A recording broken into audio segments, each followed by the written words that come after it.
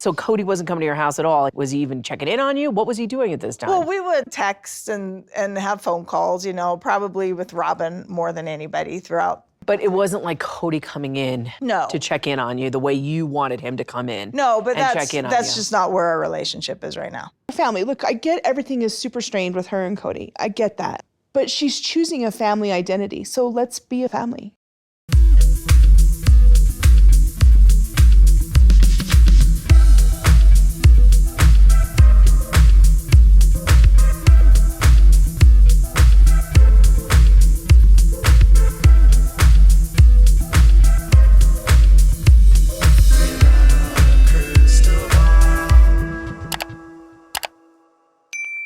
Hey everyone, it's Katie from Without a Crystal Ball. Welcome back to my channel. It's Monday, January 31st. Who else sat through the first part of the three-part tell-all for Sister Wives last night? I was a little bit confused about, one, why we were doing a 3-episode tell-all, but then I realized they haven't done one in a couple years, so maybe they're just trying to tie up all loose ends. The weird thing, though, you guys, is that they spent time talking about Cody and Meri's relationship and stuff that happened a couple seasons ago. So I'm sitting here going, okay, so we're going to rehash things that happened 2 seasons ago between the two of them, and that's going to be this episode after teasing us that we were going to have an opportunity to hear from Christine and about her relationship with Cody. Well, I guess that's probably going to be in part 3 or something. I don't know, because next week isn't going to be about it either. I have kids that live everywhere, and I cannot just stay home. When kids say they need you, you go. If you're wondering if Cody and Meri's relationship is like going anywhere, the answer is no. Nothing's changed, and they talked about the 30th anniversary date where Cody and Meri sat down and talked about the future of their relationship. Cody answered quite a few questions from the host, who did her best to be as neutral as possible and did sort of push Cody on a couple topics. But do you understand why Christine was doing what she wanted to do? I can be empathetic to it. Yeah. But I'm going to still maintain the rules. You guys, it's 2022. And I feel like, how many times are we going to talk about the catfishing episode? How many times are we going to talk about the catfishing experience and the incident that happened? And how many times are we going to accuse Meri of cheating on Cody when he has 3 other wives? He was saying really kind things, flattering things. This is really, really confusing because I was really caring about him too. I started looking into him or who he said he was, and there was way too many holes. I thought I was talking to a man online. It wasn't a man. It was a woman. For some reason, we have to revisit the catfishing incident again for the upteenth time, even though it's been like 7 years since this happened. I can't believe they're still talking about this. Way to beat a storyline. Anyways, but I guess this is sort of the crux of why the relationship fell apart, although I don't believe that this is why the relationship fell apart. I feel like it was a symptom to a bigger issue, but that's just my opinion. I want to be able to trust him and him trust me. I'm not in a place where I want a romantic relationship. But during the conversation, Cody basically says that he scoffed at the assertion that he has abandoned his wives. In fact, he says that he like demanded that the host take back that he abandoned his wives. And then he said that Meri was leaving his I can't. It is not a double standard because you emotionally have left and abandoned them in some ways, right? Well, abandoned, please. Well, I take the word back because okay. I take offense to that word of abandonment. When Meri had an affair, she was leaving my ass because she was like, I'm done with this. I am done with you. I am done. She made it clear. And that she was getting ready to leave. She thought she had found a richer, better husband, and she was going to go off into the sunset with this new guy, and that he referred to this whole entire situation as her cheating on him. Which, am I the only one when you watch this and you're like, okay, I understand in their religion that you have this idea that men get to have as many wives as they can, but if a woman talks to another man, it's an affair. But if a man has 3 other wives, that's not an affair just because it's like in their religion. So does Meri need to literally like put in their religion that she didn't have an affair because she was just talking to another man and doing what Cody does to her all day long? She'd been duped. I digress. She was deceived. She was leaving. She found something better. She was leaving me for a better, richer man. He also says that he's never going to leave her and he will build her a house on Coyote Pass and she's allowed to stay in the marriage, but they are just friends. And he literally called their relationship, he was using such harsh adjectives to describe his and Meri's relationship. He was calling the relationship toxic and he said being married to her was like torture and that he would never get back together with her because of that. And that he even admitted that the catfishing really had nothing to do with the torture he was feeling in this marriage, but it was sort of like the wake-up call for him to sort of wake up from the mess that is his life with Meri. And conversely, Meri basically admits that, again, the catfishing issue was not specifically like the reason the marriage fell apart. It was, again, a symptom of a bigger problem in their marriage. And she was feeling at a place where she didn't really know what direction her life was going and she needed like something and she was lonely. And I wasn't leaving, but during that time, because I was very much in a dark place, I considered all my options just because I was trying to figure out what I needed to do. But I feel like Cody took it like that. Oh, he definitely did. She found and sought companionship, but she denied that she ever planned on leaving him. And Cody says that Meri doesn't get to act like a victim because Meri put herself in this position of getting catfished in the first place. And had she not tried to leave him, she wouldn't have been a victim in the first place. You can be both like things, Cody, you really can. She did absolutely get fooled by this person and what happened to her is horrible. That doesn't take away the fact that she, yes, talked to somebody else, but you literally have 3 other wives. So he says over and over and over again to the host that he has zero interest in having a physical relationship with Meri like ever again. And they kept for some reason calling it full fellowship because he called that on the show.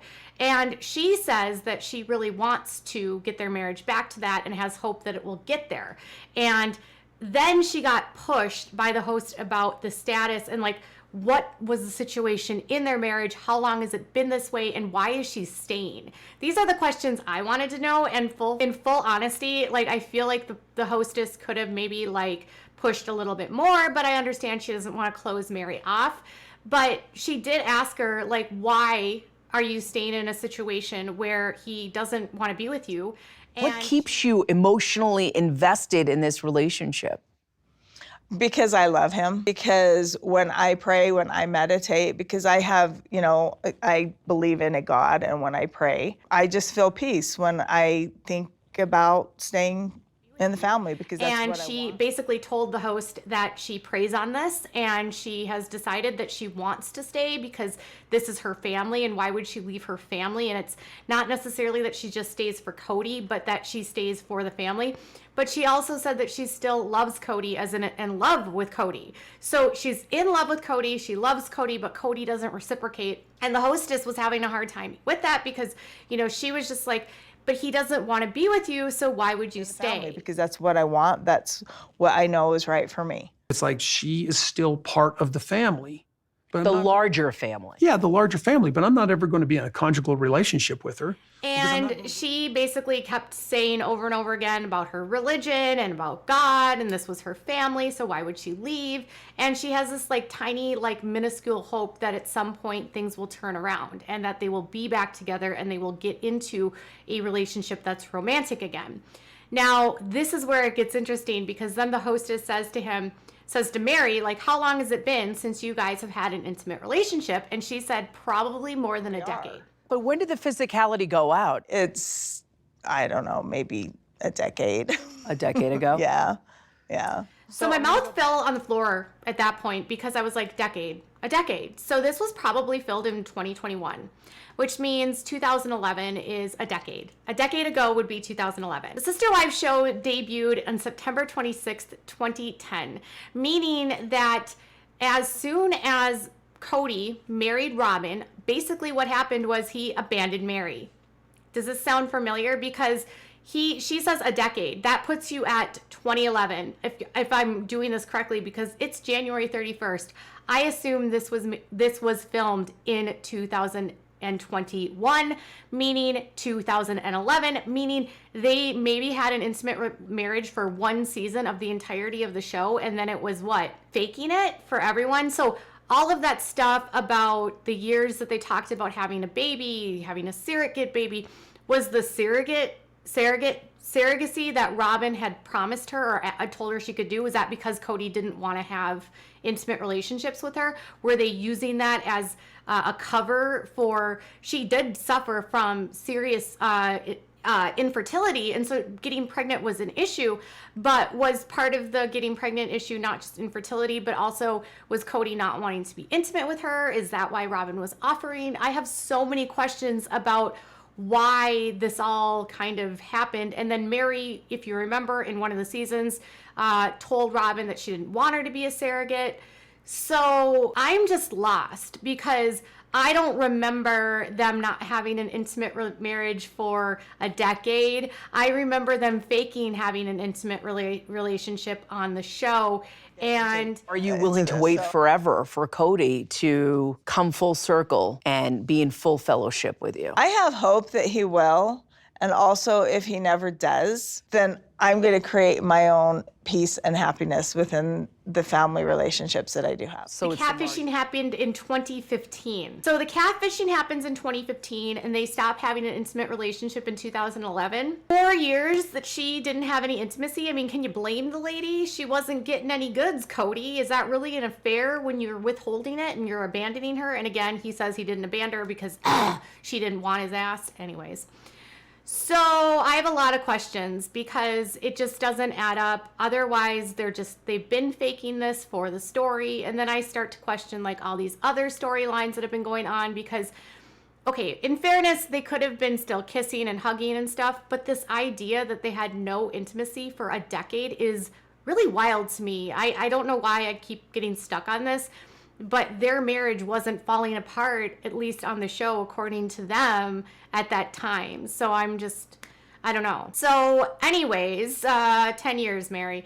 And the host said, like, how can you keep living like this? And she said she just has hope. And then Cody, for his part, basically says, well, you know, he's asked if he would ever get back into a relationship like that with her. And he says no. He has zero interest in going back into that situation. That, you know, putting a physical relationship together would be really a tease. It would be setting like a wrong message to her because that's just not where he is at, because he doesn't feel safe with her. And he doesn't, like, imagine Cody not feeling safe with someone. Oh my God, seriously. Like, Meri's that scary.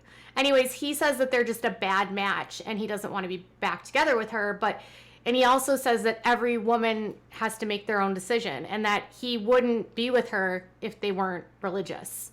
And he would divorce her, and they probably would have ended their relationship a lot longer if they hadn't, but they don't have a relationship anyway. She's just like she's like in the orbit of Cody, but they don't talk on the phone. They barely see each other. They don't even have a relationship. So I don't know how you can say you're married because you're not. You're not married. You're not even married. You're divorced. Okay. So that gets us to Christine, who at the end basically was kind of, well, not even at the end, intermingling with the discussion of Cody and Meri. Was Christine sort of speaking to her own situation, and that, you know, watching what Meri went through with Cody and realizing that Meri does not have intimacy and hasn't for a very long time. I mean, she was heartbroken for Meri, but she said that, like, knowing what and seeing what Meri had done, she didn't want to do that. She knew that if their relationship fell apart, she wasn't going to stay and just be satisfied without any level of intimacy. She wasn't. I don't know how she does it. I think we just both have. I guess she's more fine with it than I am. She wasn't going to spend the rest of her life not being close to the one that she loved. She wasn't going to be forced to be celibate while he's with all of his other wives. And they also talked about that infamous discussion at the very beginning of two seasons ago, where they all met at the restaurant and talked about what the purpose of polygamy was. And Christine said that she hated everyone, or everyone hated her. she just said that like her relationship with Cody was so bad for so long that even being around the sister wives that had good relationships with him was really uncomfortable, because it just made her realize how bad things were with her. And it also, she said she would get into her head, and she just didn't think that people liked her. Now, she said, was that really the reality? Probably not, but that was where she was at the time.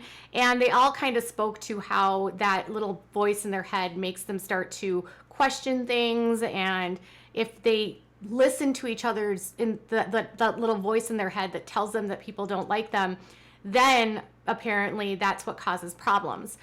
Cody said the family did change quite drastically after they left Vegas, because he said that once they all started living in separate houses, everyone started doing their own thing. And he said for the first time, he started making decisions and saying, this is what I'm going to do. You're either going to do it or you're not. And he wasn't negotiating anymore with the ladies. He wasn't working as a team with them. And that became sort of a prevailing attitude. And that even became my attitude. Ladies, I'm going to do this. You choose what you're going to do. And they did. And he said some of them were following him and others weren't. And he also admitted that he would have been a little bit more lax with the COVID restrictions. Now, like looking back, I don't know why, but he kind of slipped in there at one point. And he said that, you know, when everything broke out and everything happened and everything was closed down, it was Robin who basically was like, I want to follow these guidelines, and I want, you know, you're going to need to be around for your kids because her kids are at a tender age. And so they basically decided to have these rules together. Robin was like right off the bat, I am going to keep these rules because my children are at a tender age. They need their dad here. Which doesn't, I mean, I don't know if he even realized that he said that Robin was the one that really wanted to stick to these rules, and he was worried about something could happen with Truly because of what happened to her, and he doesn't want to go through that again. And he said he was trying to save lives. And listen, like, I actually don't disagree with like some of the protocols that he had in place. I just think the way that he went about it was really just not healthy for his family and for his kids. So, I mean, I can understand wanting to set boundaries and saying, like, if you don't follow these things, I'm not going to be around you. I mean, everyone has to make those, like, decisions, but not everyone's in a polygamous marriage and has to, like, satisfy 8,000 people. That's Cody. So, now, Robin. For some reason, during this entirety of this first half of this first third of this tell-all, Robin is the only one that's crying. I don't get it, you guys. I don't understand why Robin cannot even have a conversation about something without crying. Is this like a default? Like, does she, you know how some people get nervous and they start laughing? Is she one of those people that gets uncomfortable and starts crying? Like she can't handle her emotions? Because in all honesty, I'm not sure where her tears are coming from about the dissolution of the family. Does she feel guilt about the decision? I mean, because she basically said that like Cody had his rules and Janelle and Christine were doing their own thing, and they kind of destroyed the family by not coming together with Cody, and things haven't gotten better. And you know, she always talks about the culture of the family. She's the only one that talks about the culture of the family. Why is she crying? Why is she crying about the family when it's so clearly obvious that she had no relationship with Christine or Janelle? She probably doesn't give a flying rat's patootie about them leaving. Why does she care? Why is she crying? No.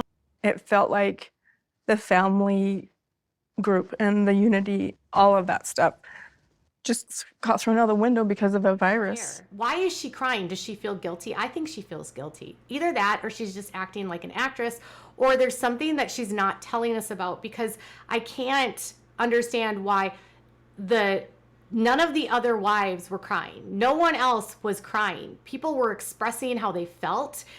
They were saying that they didn't agree or they disagreed. And then Robin is over there crying. Really surprised me and shocked me, and really, it's really been disturbing. Do you think? I think it's just Sabin's default is to cry about everything. I feel like every time I do a video on the Sister Wives, it's like Robin cries. I mean, how many times has she cried? And then with Janelle, nothing much happened.